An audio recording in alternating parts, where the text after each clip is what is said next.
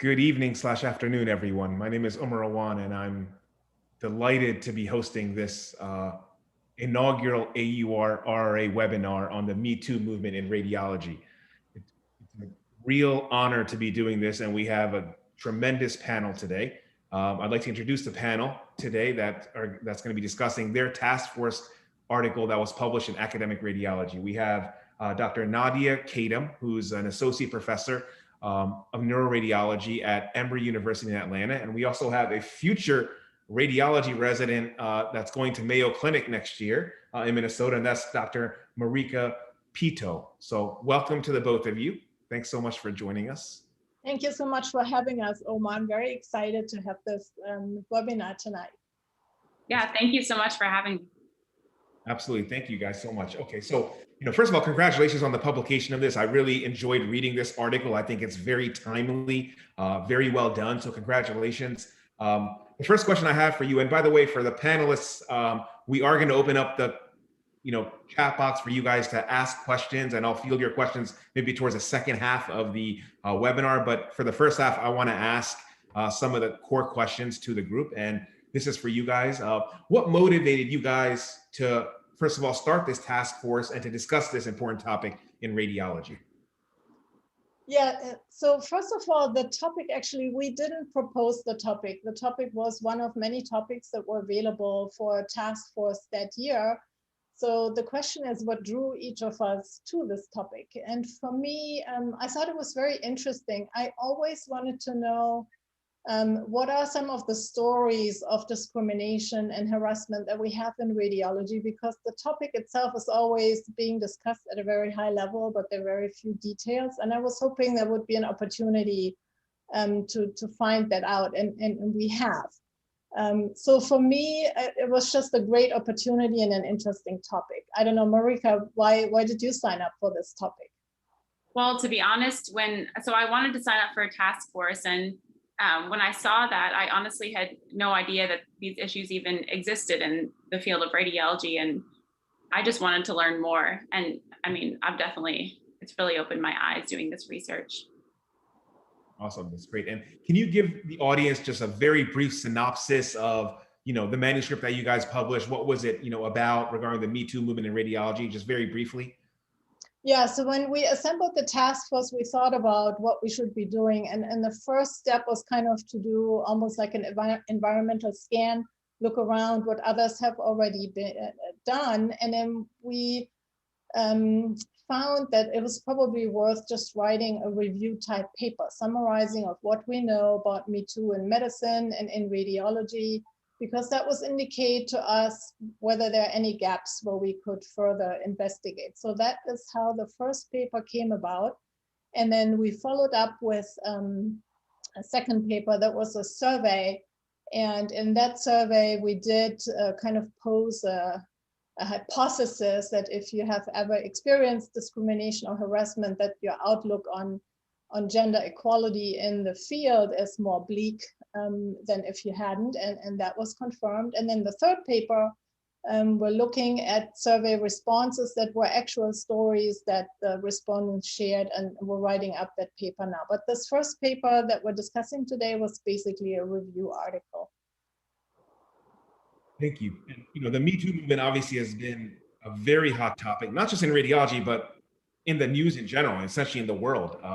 Can you talk a little bit about the impact that social media has had on, bringing the Me Too movement to the forefront? So, for example, what was the impact of Twitter and actresses like Alyssa Milano on all this and all the things that you guys did as well? Yeah, I'll start answering this. So I also actually didn't know who came up with the Me Too movement, and it was Tarana Burke in 2006 on MySpace, which I don't know if it still exists, but at that time was a popular social media platform. And Tarana Burke grew up in the Bronx in New York City in a low-income working class family, and throughout her childhood and teenage years was raped and sexually assaulted many times in her life. And she is now an activist supporting young female minorities with several organizations that she's heading up. And in 2017, the actress Alyssa Milano picked up the Me Too statement that came from Tarana Burke in MySpace with a tweet that said, if all the women who have been sexually harassed or assaulted wrote Me Too as a status, we might give people a sense of the magnitude of the problem. And I think that's exactly what has happened with that. And it's amazing how that's an example in my mind where social media has done something really good in response to the responses that posted or that gave this Me Too status was so overwhelming that worldwide, I think many people have resignated from their jobs because they were faced with allegations that were true. There were a lot of legislative changes worldwide. In the US, some of the changes that have followed were the banning of non-disclosure agreements to cover up sexual harassment claims. Congress has now a new process for staffers to report sexual harassment. Many other institutions are looking into tightening up their policies and reporting processes. And states are extending protection for harassment to independent contractors. So there's a lot of changes that have happened as a result of this. Marika, what do you think? I mean, I agree with everything that you've said. Good, that's great. That's absolutely great. One thing I learned when reading your manuscript, so I learned a lot. I definitely learned a ton reading your manuscript. And one of the things I learned was the difference between unconscious and explicit behavior with regards to harassment. And there's a difference. Can you guys clarify that and comment on that, just for the panel and for the attendings to know? Marika, did you want to try to explain it? So unconscious behavior is something that everyone has, whether they're aware of it or not. It's something that allows us to make quick decisions in our lives, and it's kind of based on the sum of our experiences. And unfortunately, unconscious bias is kind of linked with stereotypes. And we develop stereotypes throughout our interactions with various people, and it can negatively affect our interactions with people in the future. And then, in contrast, explicit behavior is behavior that we, project towards the world. It's something that we act on and can be seen by others who interact with us. I find it very interesting because it is sometimes blurry when a behavior is unconscious versus conscious. It's hard to tell what's going on. Like when people ask you, let's say I have a German accent, I can't hide my German accent. So people often ask me, where are you from? And it's one of these classic microaggressions. I'm a US citizen now, and I wanna sometimes just respond, I'm from Atlanta, but I know what people mean. They wanna know, where's my accent from? Where am I originally from? And by asking the question, they're pointing out that I'm not from here. And it sometimes makes me angry because I want to be from here. I want to be a part of this society and this population. But anyways, it is, I think, mostly unconscious, people just trying to make conversation. But you wonder sometimes if there are a few people that consciously ask such questions. And I would love to hear from the people on the call, actually on the webinar, how they feel about unconscious versus conscious or explicit behavior. Somebody touches you when you don't want it. That's very conscious, explicit behavior. That is not necessarily an unconscious thing. But when you think about our president, who had this habit of touching women, apparently, he might have argued that this is just how he is and it's unconscious for him. So I think it's a really interesting area to discuss. Does any of the audience want to address what Nadja was just speaking about? Any insights or comments about conscious and explicit behavior? So I guess you can type comments in the chat box, or you can also use the Q&A function, and we'll monitor it.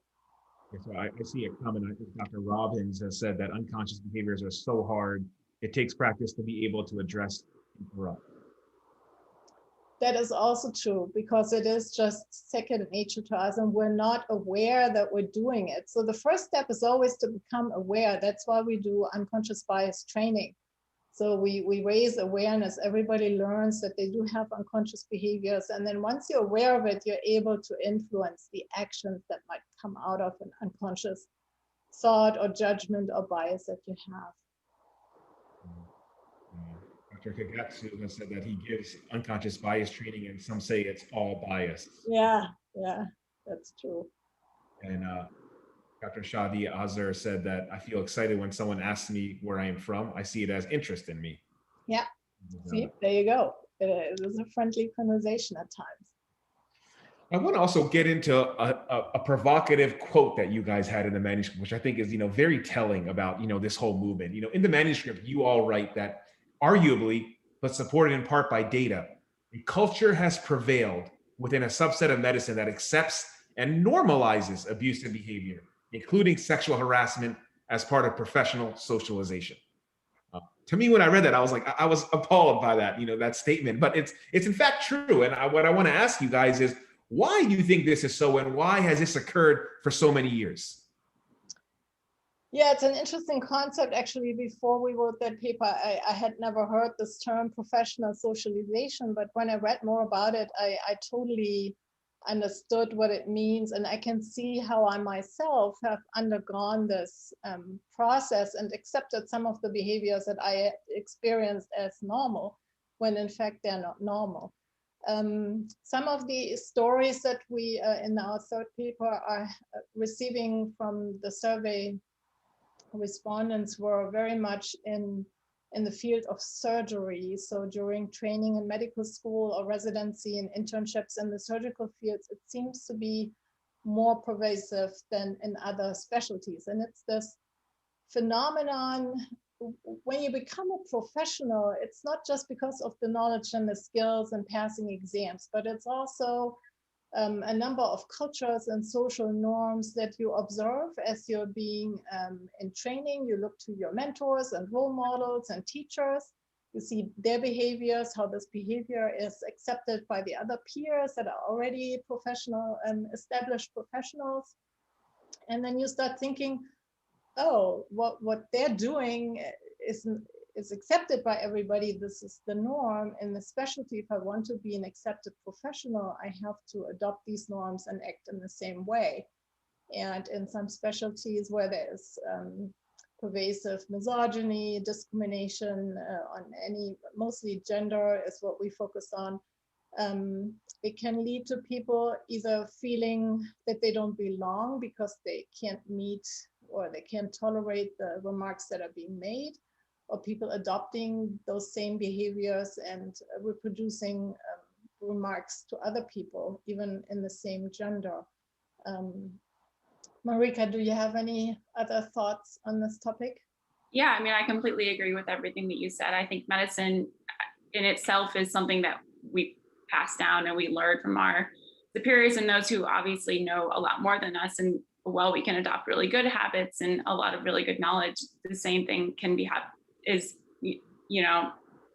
same thing is present with negative behaviors. And especially because medicine in the past has been such a male dominated field, I think, sometimes those negative behaviors such as sexual harassment and those behaviors that have been previously normalized can also be passed down and adopted by people who are really just, are misguided, or they're trying to look up to their superiors and they respect them in so many other avenues. They think that some of these negative behaviors that they're doing are actually appropriate when in fact they're not.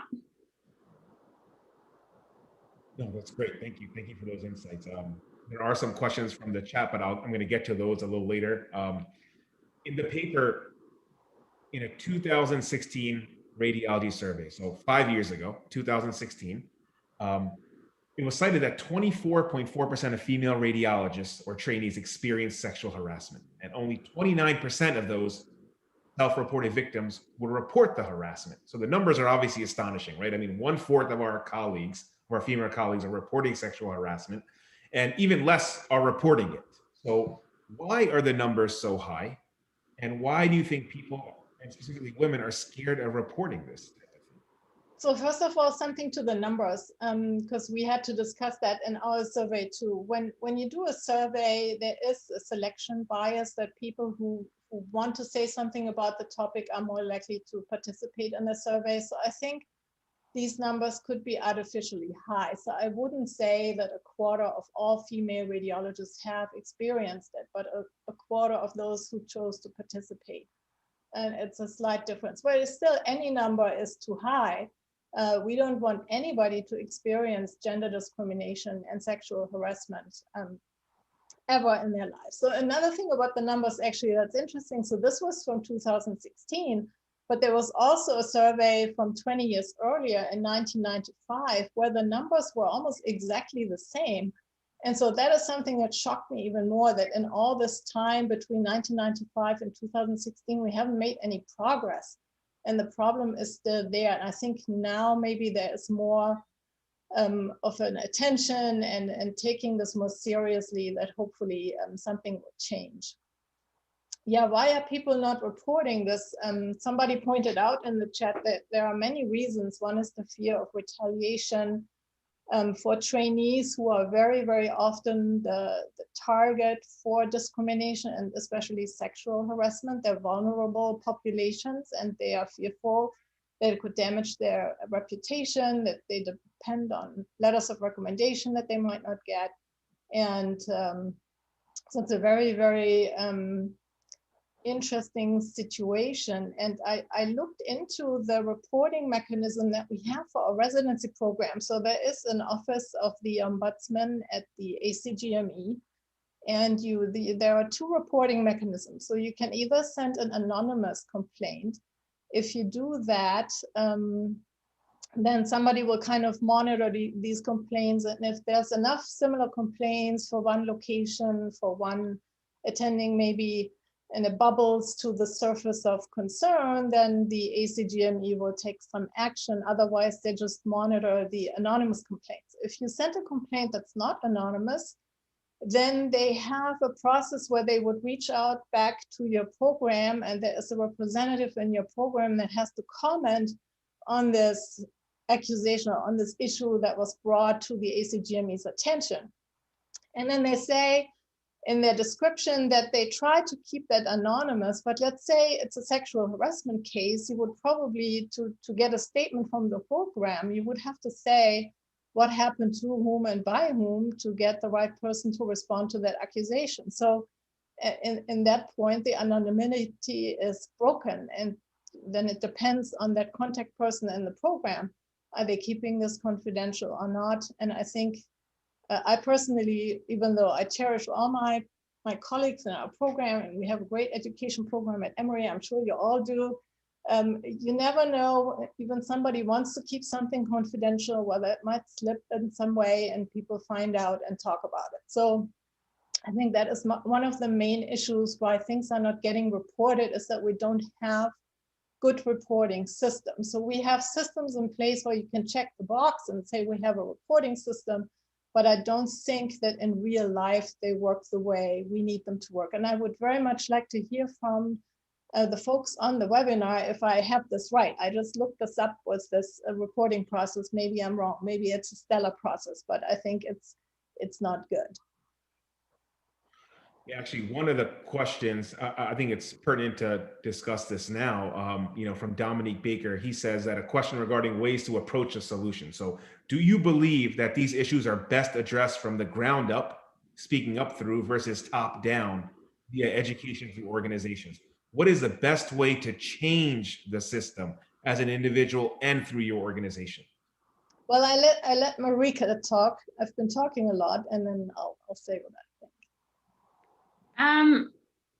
I mean, there's probably, ability to do both options, but probably the one that would be most effective is from the top down and really educating people, because I think a big part of the problem is people don't really know what constitutes sexual harassment and discrimination, and making people aware that the behaviors that they're perpetuating actually aren't appropriate. And also, having people at the top making sure that, there are avenues for reporting, that there's confidentiality for reporting, that people are able to feel supported when they report, that they're, they don't have down the line fear of having their career impacted or having some kind of retribution. So I guess I would say probably from the top down would be the most effective. Yeah, I would say it has to come from all directions, but there are certain things that are better done in certain ways. So for example, we know changes in culture, which are a really crucial element to this, are best done top down, when your leadership steps up as a good example and sets the rules and sets the examples and aligns the incentives in the way that it's operationalized, then things start working. But creating awareness, keeping the discussion going, all of that can come from anybody and should come. And the more we can talk about it and the more we can raise awareness, the better it will be and the more likely we'll see improvements, I believe. And just to add to that, I think Susan Hobbs said that I have heard that there is fear of retribution given how small the radiology community is, which just underscores the importance of keeping a safe environment for those who would like to report them, and for them to be able to hear their complaints and to be dealt with in sort of an appropriate manner. And that's true. And we've seen a lot of literature in interventional radiology, which is an even smaller group of people in the subspecialty where that is an actual problem. I totally agree. I want to get to another question that I crafted. So in 2016, you guys alluded to a medical student survey that suggested that less than 10% of harassment incidents in medical schools were being addressed in a way that actually supported the student. Less than 10%. So that stat is mind-blowing to me, because if we can't support our own students, we're in med school, we're attending physicians, then what are we doing as mentors and leaders in our field, right? I mean, we can't even support the people that we're grooming to be the next generation of radiologists. How do we rectify this sort of situation to further and better support our students when they come to us? Yeah, when they come to us, I mean, we just have to have these systems in place that assure that you can report something anonymously, that you are protected while things are investigated, that there will be no adverse events on your career or your future or recommendation letters, any of those, or your reputation. And also that one of the things I think about often is that the consequences of finding out that there was harassment are often different. They're not standardized, and I wish they were. We heard from some of our survey respondents that their cases have been investigated and somebody was found guilty and they were kind of patted on the shoulder and said, okay, next time you do better. And the person who was the victim had to suffer consequences in terms of being the subject to chatter and having damage to their reputation. So that is not the way we want to handle it. There has to be some fairness in the system. I do a lot of quality improvement, and there is a concept in quality improvement about human error, which is Reason's model of judging human behavior. So there is an honest mistake, there's at-risk behavior, there is malevolent behavior, there's reckless behavior. And then depending on what behavior you're looking at, then there's a clear instruction how you address it. So somebody who made an honest mistake and they really didn't want to hurt your feelings, but they did, they apologized. Maybe you even may want to console that person. They might feel bad.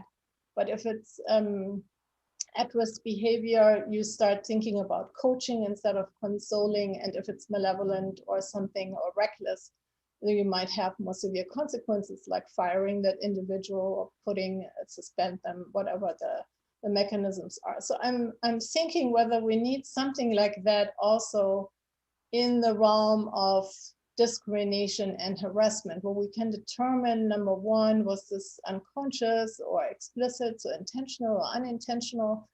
How frequent is this a pattern over time? Is this a one-time event? Is there remorse or not? I mean, there are all these things to consider. It's almost like a judiciary person would have thought about how to approach it, but I'm not aware whether there is such a thing. And I'm happy to hear from the audience if they know if there's any structured approach to this. But that would help if there was this trust in the system. I report it and there will be consequences. And it's not like, oh, the person who did this to me is the friend of the one who leads the investigation, and they just go have a beer and everything's fine. You know, that's not what we want. Yeah, and it looks like Nolan Kagetsu has said that he likes the use of just culture tools to deal with this. Good. Well, that's great. Okay, well, no, thank you for those insights, Nadja. I appreciate that. You know, speaking about trainees, and you know, since we've been talking a little bit about trainees and medical students, you guys also in the article state that trainees who experience harassment in the workforce are more likely to report burnout and suicidal thoughts, right? So, you know, there's been this emphasis and heightened awareness of well-being in radiology and in medicine in general. What also about the effects on resident performance, for example, like not meeting ACGME requirements because of this?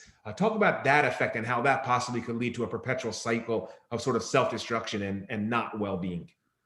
I let Marika talk about this. She's a little bit closer to the trainee state. Let's see what she thinks. I mean, obviously, if people are experiencing this, it can affect patient care. I guess some of the major things that experiencing that can happen with experiencing these negative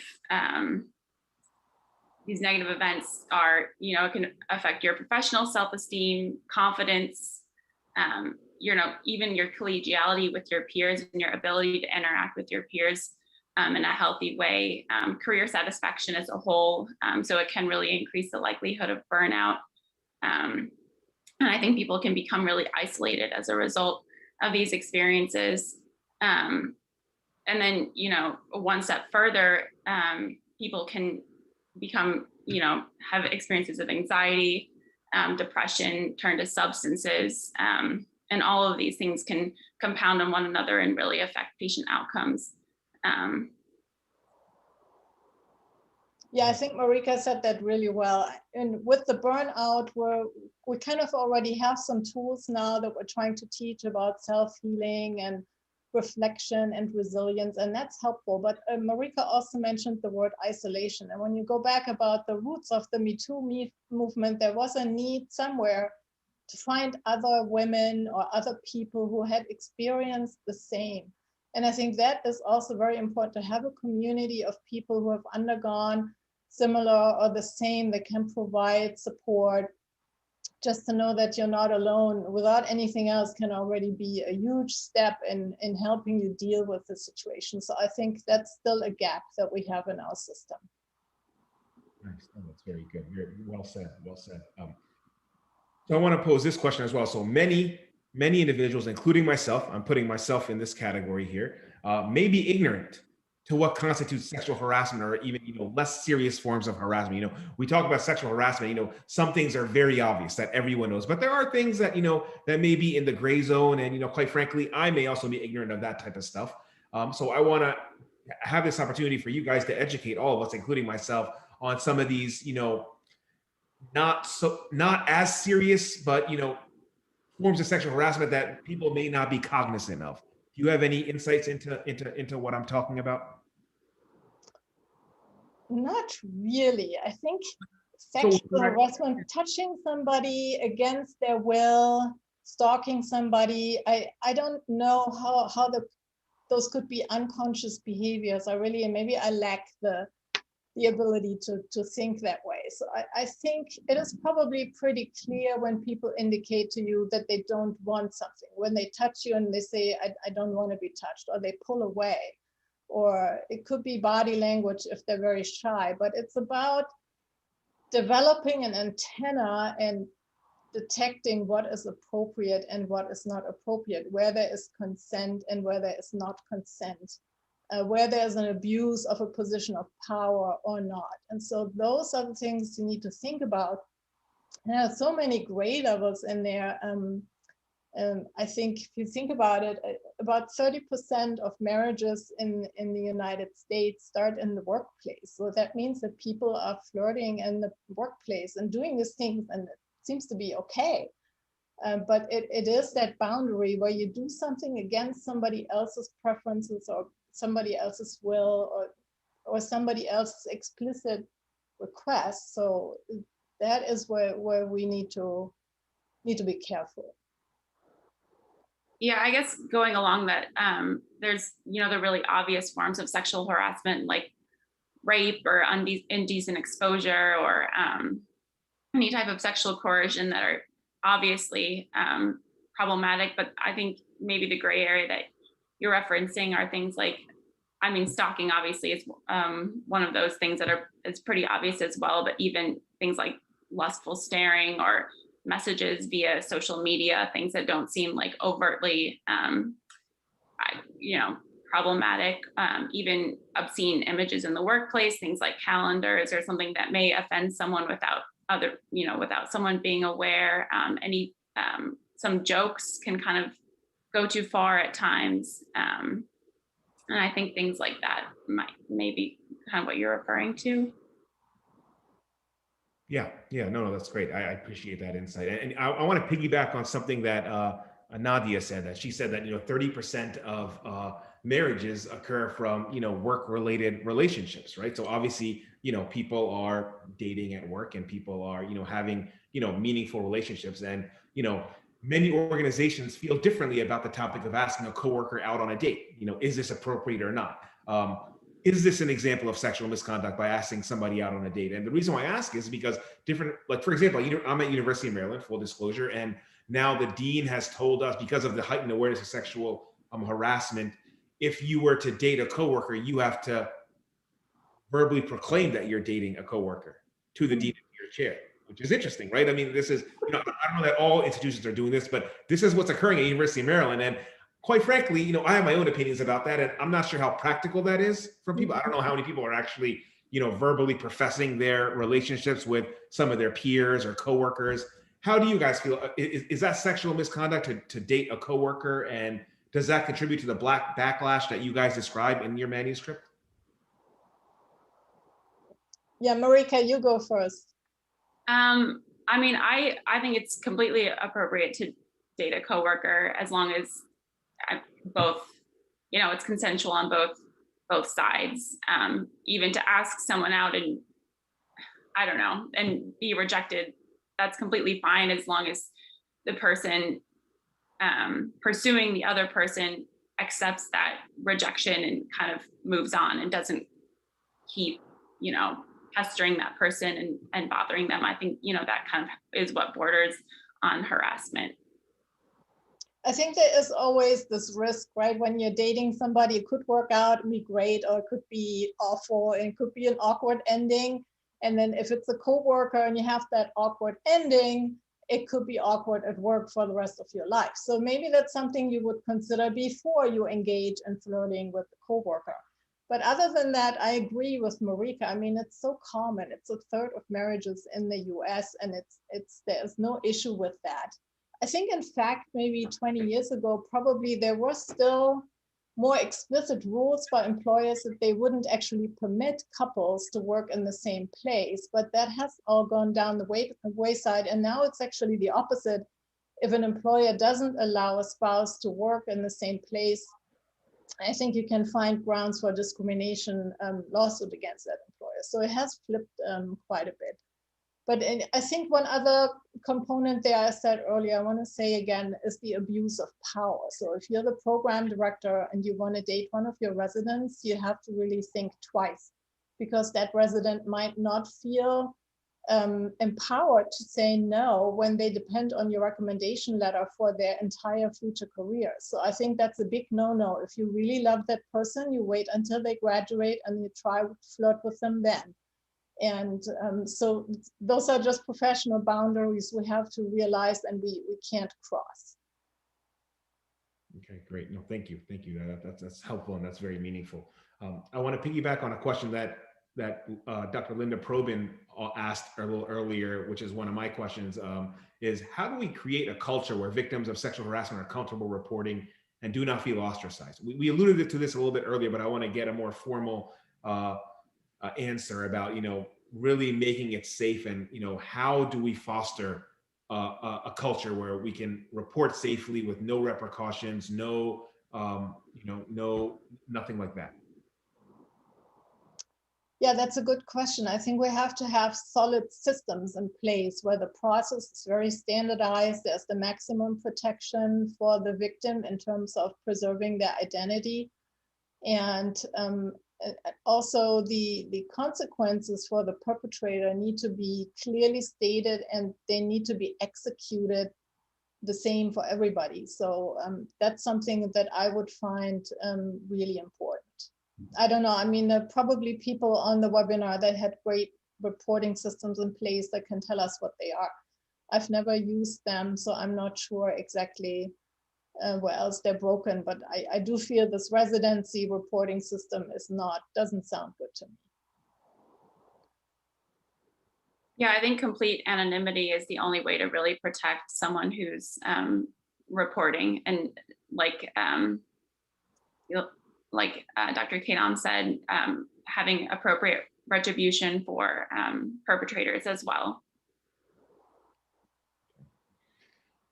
One interesting thing is that the ABR has also addressed, sexual harassment. Of course, they've condemned it. And, but if you look on the website, it's at the bottom of their webpage, right? So, how do you guys feel about the ABR, which is our, the American Board of Radiology, addressing sexual harassment discrimination with putting it on the bottom of their webpage? Does that decrease the importance of the issue? Could we as radiologists, if we feel that this is bad, could we change this? I think the truth of the matter is, well, they have it on their website, so they're making a statement, whether it's on the bottom of the page or not. You saw it, so other people see it. So that's what I care about. It's being seen, and they're making a statement. And I think maybe for the ABR, that's already a lot. But if we really want to move forward, then we have to talk to organizations like the ACGME and the ABMS and say, hey, these matters of harassment and discrimination, of diversity, equity, inclusion, they need to be competencies that we need to have as professionals. And then so once we say this is a competency, then we're going to educate to that competency, we're going to assess it, we're going to have maintenance of certification that will continuously ask about us. So ask us about it. So that's the way to go in my mind. So that's what I would support. Marika, what do you think? You don't even know the ABR yet. No, hopefully soon. That's great. That was helpful. Thank you. And speaking of society, so Rsna, for example, there are many societies that are doing proactive things to address sexual harassment and discrimination. So for example, societies like the Rsna are requiring implicit bias trainings. I actually had to do an implicit bias training, I think back in October and November, which was like an 1.5-hour seminar regarding implicit bias. Are these steps in the right direction in terms of educating everyone on sexual harassment? Should other societies be following Rsna and doing this as well? Do you think it's making a big difference? Yeah, I think absolutely makes a big difference. I think the unconscious bias training is the first step to everything. When you realize you have biases, I mean, there's nothing that irks me more than when people say, I'm not colorblind, and I know exactly that they are. And unfortunately, they think they don't need to critically think about it. So that's all it is with unconscious bias, is realizing that we all have it. And like Marika said, that's actually a good function in life to have unconscious bias. It helps us make split-second decisions every day, all day long in our lives. It's just a few decisions that are based on content or judgments or things we've learned that are faulty because we observed the wrong thing, we were taught the wrong thing, or we created the wrong judgment. We don't want to act on those. We want to filter out what those are and then act differently than we have in the past. So that's what it's all about. So the more people advocate for implicit bias training, the better. And the more people go through it and have this revelation about unconscious bias and about themselves, the better. So I am in full support of everybody doing it. Great. Good. I do want to, it's 5:40. I want to open up questions from the audience because I want to make sure that they get their opportunity to ask questions. I want to read one of the questions, and please feel free to use the chat box, a Q&A question board to post your questions. Dr. Latifa Sanhaji has said, how can you differentiate unconscious bias from microaggressions when you are the victim? Yeah, it's interesting. When you're the victim, something feels wrong to you, and it doesn't really matter what it is. If you can say this was wrong, just go to that person and say, you know, what you just said or did hurt my feelings or didn't feel right. Please don't do that again. I don't think we have to have an academic approach to these and have like diagnostic criteria for one or the other. It's how you feel when it happens. So we had this discussion in the beginning, and I myself, so some days when people ask me where you're from, I feel good about it and I feel like we're having a little small talk, and other days I don't. And other people always love this question or always hate it. So everybody feels differently, and it's only when it doesn't feel right that makes it wrong. Actually, Nolan Kagetsu is asking me a question. I feel honored that someone's asking me a question and wants to hear my opinion. Omer, what do you think of the RSNA unconscious bias training? I thought it was very good, and I thought it was very well received. I think it's definitely a step in the right direction. Um, it's heightened the awareness and the consciousness of these problems, and how these are affecting our clinical practice, the way we train residents and fellows. And I think that it's an important process for all of us to think about and reflect on in the way we think and the way we interact with people. So I absolutely think it was very insightful for me to participate in. I appreciate it, and I do hope that other societies follow suit and make it a priority. I hope that answers your question. That's how I feel about it. Are there other questions that people would like to ask the panel? I see a comment here about the use of doctor or not doctor when people are introduced in panels, and that I am myself guilty of that. I've done this when I was a moderator at a national meeting and I introduced a male speaker and I said Dr. So-and-so, and there was a female speaker and I called them by first name. It is awful when later you realize that you've done it, but at least I realized it and I'm not doing this anymore. But yeah, it's a big problem. The best thing is to stand up. When you see something happening like that, you can go to the speaker or to the moderator later and say, listen, I observed that you did that. You might not be conscious that you're doing this, but it's better to introduce everybody the same way. So if they're all doctors, just introduce them all like that. And it sometimes just opens people's minds, and they're not always ill-intended. It's truly unconscious sometimes.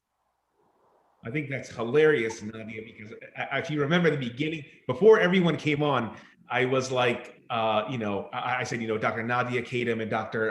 Marika Pitot, and you specifically told me, no, please address me as Nadia, but I was like, no, I want to address initially as Dr. Nadia Kadom, and then later on I can start to say Nadia. So I think everything is coming full circle back. But no, your point is completely valid, and I appreciate that insight.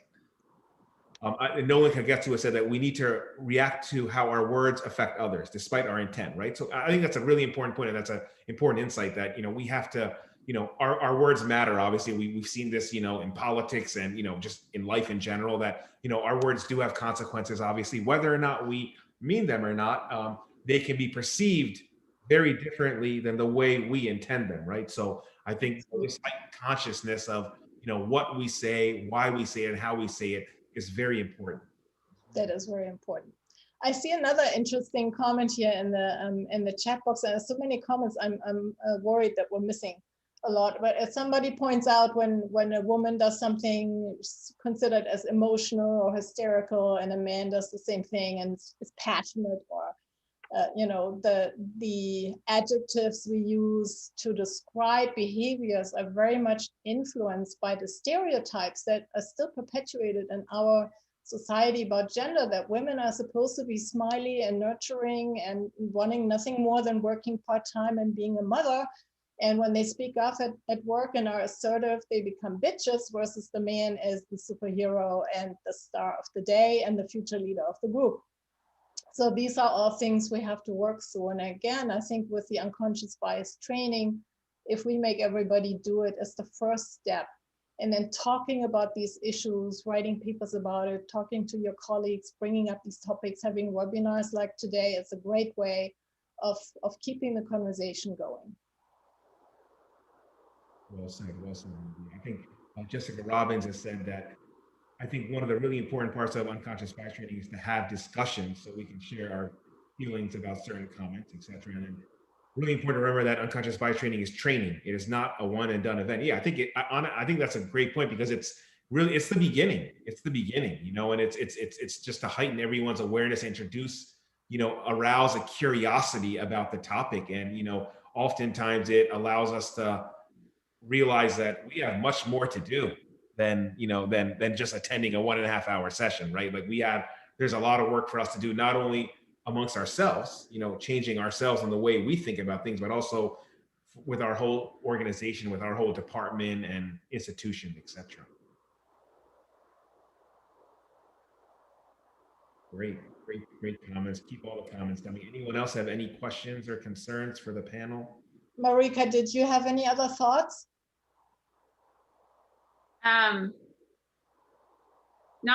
Not specifically. I really like that last comment, that the unconscious bias training is training and not once and done, and it needs to continue to be emphasized and discussed and re-emphasized.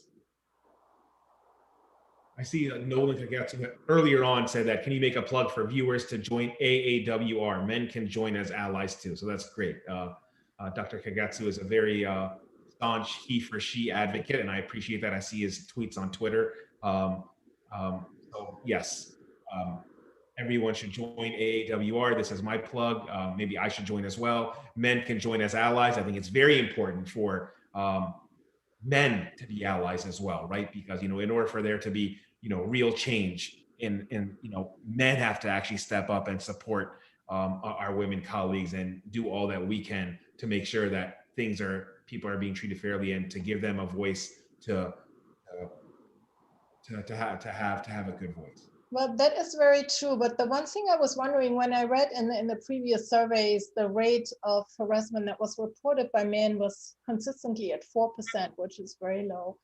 But I wonder if there is some underreporting, if there is more going on than we think among men, but men are less likely to speak up about what's happening. So yeah, it's interesting. But I agree. Having support of male mentors and sponsors and upstanders is extremely important. Extremely important. Absolutely. I see Soterios has made a comment. He says, are there any other resources that you guys would recommend to continue our education on the topic? I know you guys have written some other papers on this as well. Did you guys want to, maybe you can, Marika, did you want to just quickly share your slides and show some of the, you know, findings that you guys had on the other paper on the Me Too movement? Sure. Yeah. Hold on. So Marika is going to show the second paper, and the third paper we've drafted is just a collection of examples of stories that we received from women that had been discriminated and harassed. So I hope that we'll find somebody to publish that at this point. So we'll see where that's going to go. It was very hard to write that last paper because a lot of these stories are just so incredible. So yeah, I hope we can get it out to everybody to read. Are you able to see that? Okay. Yeah, see it. So this is just kind of a brief overview on our second paper that we did. This is how we selected our participants. We actually used a convenient sample of social media group members, and then ultimately used 375 responses that completely completed our survey, which was 18 questions. So some of the highlights that we found that I thought were pretty significant were that the majority of our respondents reported having experienced gender discrimination and sexual harassment in their workplace. And obviously you need to take these results with a grain of salt because you know, there was potentially selection bias in the group that we surveyed, but really the takeaway is that these issues still really do exist in radiology.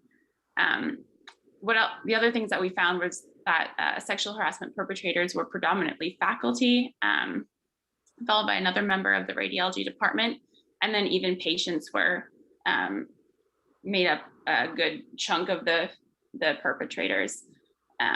The majority of respondents who experienced sexual harassment also didn't report the event, and the majority also estimated that parity will take longer than 10 years to achieve. And we kind of left gender parity up to the discretion of the respondent, but it could include, you know, having equal mentorship, having equal opportunities for leadership, and having equal hiring opportunities as well. So some of the significant things that we found was that participants who experienced sexual harassment or gender discrimination were more pessimistic about when gender parity would be achieved. But awareness of institutional policies to address sexual harassment was significantly associated with more optimistic perceptions of when parity would be achieved, as well as perception of adequate institutional attention to gender discrimination. And then these expectations were also significantly associated with the percentage of women in leadership positions and with the percentage of female radiologists in one's practice, which I thought was also particularly notable. And so there's, you know, some significance. We talked about this before, how the experiences can really affect people in their self-esteem and their you know, just general satisfaction with their work.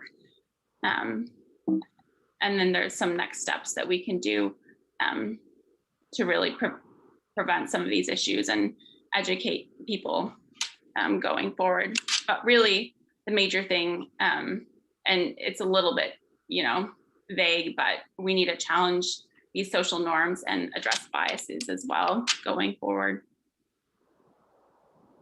Thank you, Marika. That was a great summary. Omer, the one thing I also wonder, and I don't know if we have anybody on the webinar who's in private practice, but I think the private practice setting, I wonder a lot how all of this would work in private practice. You know, you don't have a system where somebody is the unconscious bias trainer. You don't have a reporting system for the institution because it's just a group of X people. And if it's a smaller group, then state laws may not even apply. So it's very, very worrisome to me to think about that. And a lot of groups in private practice are very male predominant, and you could be the only woman in the group. And then how do you find support and courage to fight for yourself? So those are very concerning thoughts I have. Very deeply important points, Nadja. Is there anyone on this call that's from private practice, just out of curiosity, that would like to weigh in on what Nadja was talking about? Maybe not. I mean, I really see, you know, what Marika, you know, pointed out, you know, it's really just a call to action to us. You know, I think we need to do better. I mean, those numbers are astonishing. I mean, the vast majority of people are experiencing sexual harassment in the workforce. I would never have thought that the vast majority, like 84.8%, I mean, that's a big number, right? And then, you know, and the vast majority are not reporting it, right? So, you know, we have to do a better example to mitigate this, and then also to make the lines of communication very safe for people to report without negative repercussions, right? So I think that's a call to action to all radiology departments to address this. Any questions? Any other last minute questions or concerns?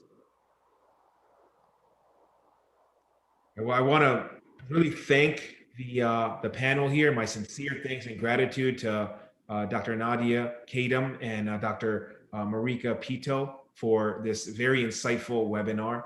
My sincere thanks to all the folks at the RRA, including Dr. Soterios Kiftopoulos for helping spearhead this as well, and everyone else. There's a ton of people, AUR staff, obviously, for helping us, really giving us a platform to discuss this really important issue in radiology. Please be on the lookout for these other papers that Nadja is publishing. I think they're very timely and very important. And please follow us on Twitter, AUR_RRA. We're looking forward to do many more of these in the future. We look forward to serving the radiology community by hosting these webinars. Thank you so much and have a great and wonderful rest of your evening. Thank you so much. Bye, everybody.